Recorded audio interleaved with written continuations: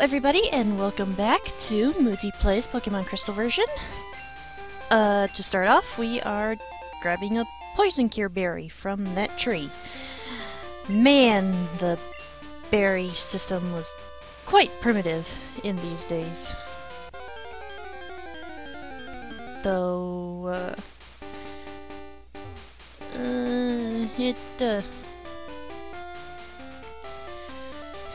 at least the names of the berries are a bit weird.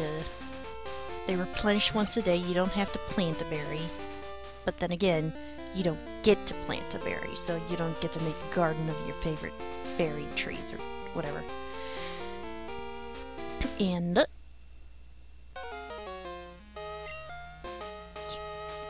who is this guy? Oh wait, he was the guy that, he was standing outside the lab, yeah. And he's challenging us to a Pokemon battle. Alrighty then. Oh yes, that hair. I like it so much better than the remake version. And he sends out a Cyndaquil, the Fire-type starter. As a pure Fire type, it is weak to ground, rock, water, I believe that's it. Wow, I took notes on all the other Pokemon, but I forgot to take notes on this one. Lovely.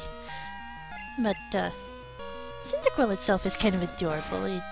I liked the voice they gave it on the show back when I was still watching it. Like, I watched, up into...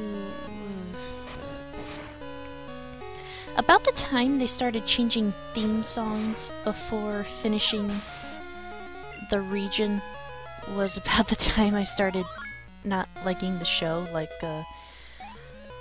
I believe the season was called Master Quest in the US release of it. Don't know what it may have been called overseas, but I really loved the initial Johto theme song, and so I hated when they changed it. And for some reason I was hoping, I had the thought that Master Quest was only going to be during the Whirl Islands, and then when they were done with the Whirl Islands they would change back, but nope! So I had to deal with having inferior song choices to accompany my Pokemon show, and I officially lost interest around the time they changed voices in Hoenn. That's just when I didn't care. And while I was rambling, there was a policeman or person, whichever, in Professor Elm's lab, and he's asking for the name of the redheaded guy that was kind of stalking the outside of the lab, and he just fought. And to those who get that name, you're probably one of my friends, though you may not see the logic behind it. And well, no, you probably would see the logic behind it if you were one of my friends, because, well, you know, guys, right? Right? Right? Like any of my friends watch this. It's not that, well, I'm not... I am a weird little person. I take forever to tell people that I'm actually doing something. I'm like, ooh, I'm so scared what they'll think, yeah. But,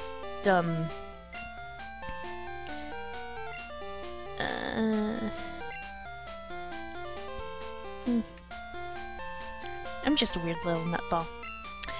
And finally, we get Pokeballs.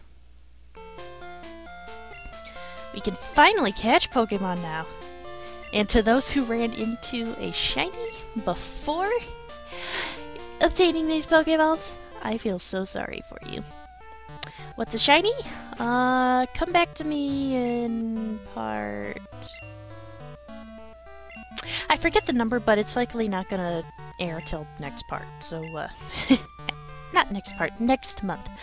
Okay, now, talk to your mom here, and you have the option to send a portion of your battle winnings over to her after each and every battle.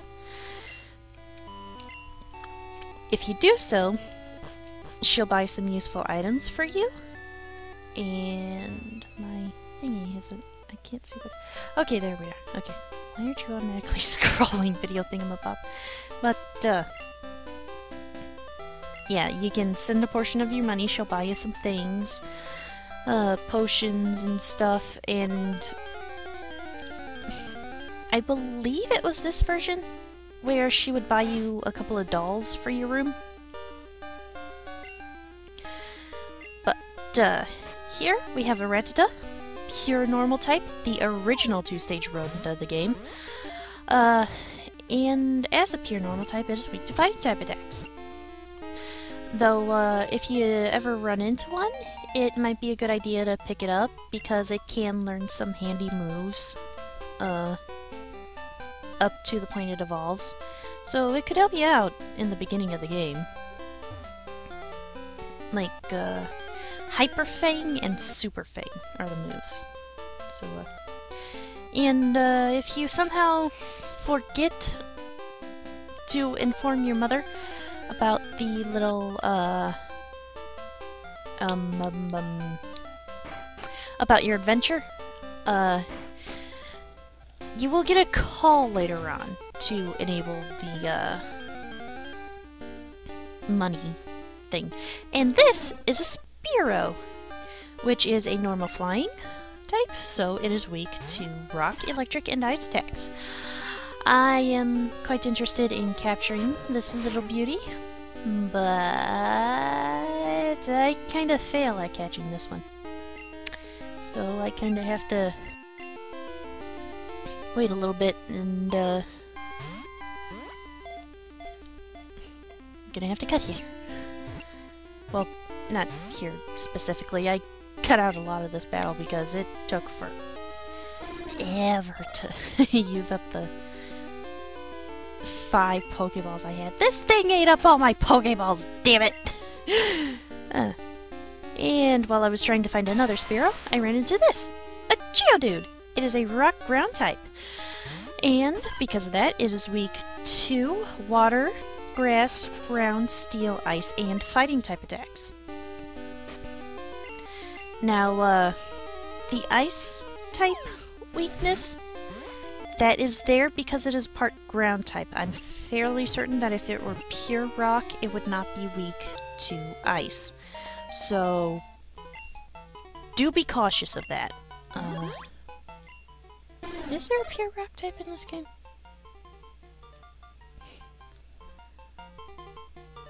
I forget. I don't think there is. But I have caught my Spearow. Yay! And this time it was a girl. Which, by the way, now that you can catch Pokemon, until you beat the 3rd gym, I would suggest that if you ever have the chance to manipulate the gender of the Pokemon that you get somehow, try to make sure it's female. You don't know why just yet, but it is going to help a lot if you cram your team full of females. Trust me. And if you don't know how to tell when a Pokemon is male or female, there's gonna cut to a battle soon. Right now. Okay. That symbol right after the 3 there is male, so the symbol after Fauna's level is the female symbol right there.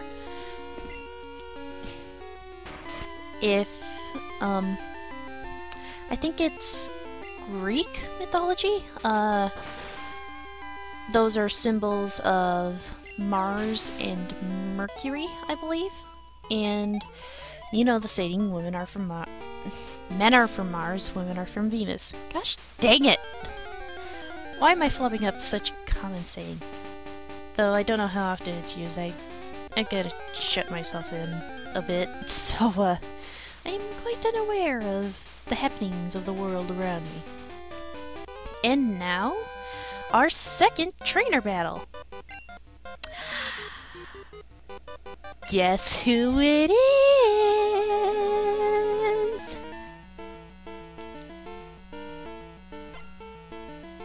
Youngster Joey! For those of you who are playing, who have played the Heart Gold and Soul Silver remakes of this generation, you will know why he is famous and why everybody hates him. But, was it true this version of the generation? Was he that persistent about his, Rattata? And no, but,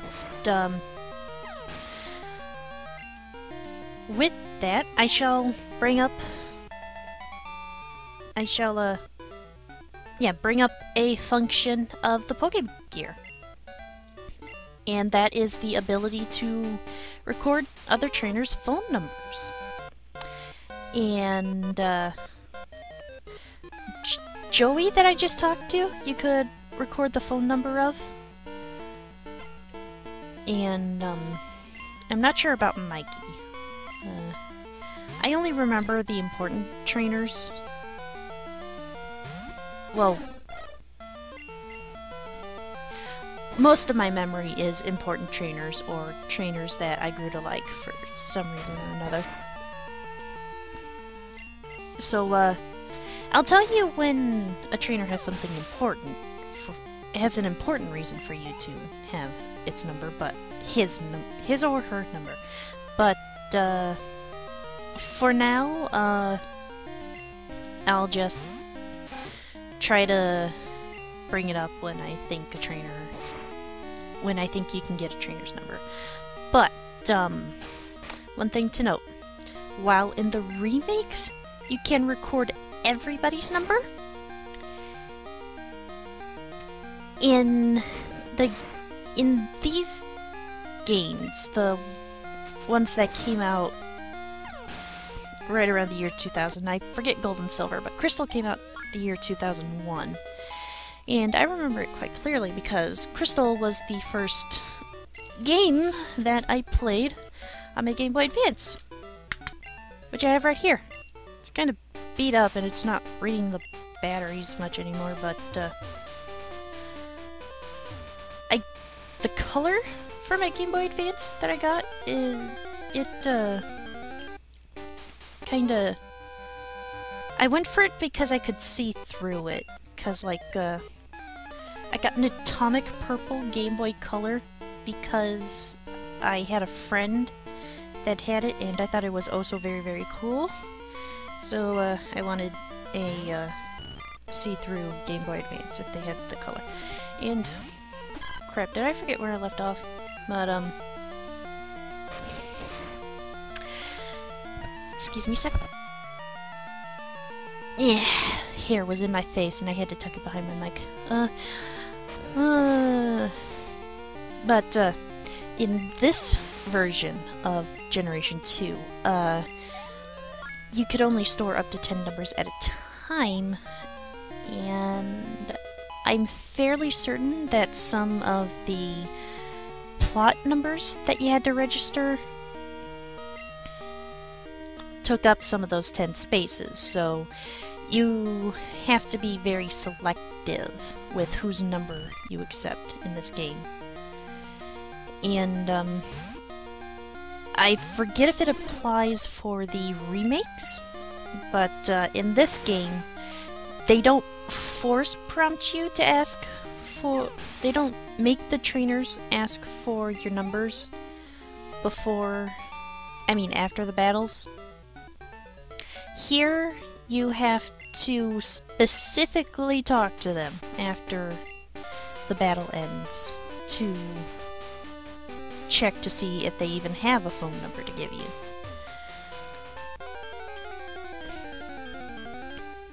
And here, we are running into a Bellsprout, which is a grass poison type.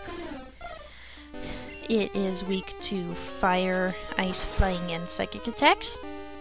And I just realized I forgot to do the information on the Hoppip because I was too concerned about covering genders. Hoppip is a grass flying Pokemon that it's kind of like a Magikarp in that it only has Splash at first, but it learns a non-Splash move a lot quicker than Magikarp does. And as a grass flying type, it is weak to fire, ice, flying, poison, and rock attacks. Now, as you can see, I have captured this Bellsprout, but I am not making it a permanent member of my party just yet. Actually, not at all, because I'm just catching it to trade it for something else. And similar thing with Fauna, I'm only catching it to hold it over until I get the flying type that I planned for. But with that, I am running out of footage to talk over, so I will see you guys next time in Mutti Plays Pokemon Crystal version. See you guys then!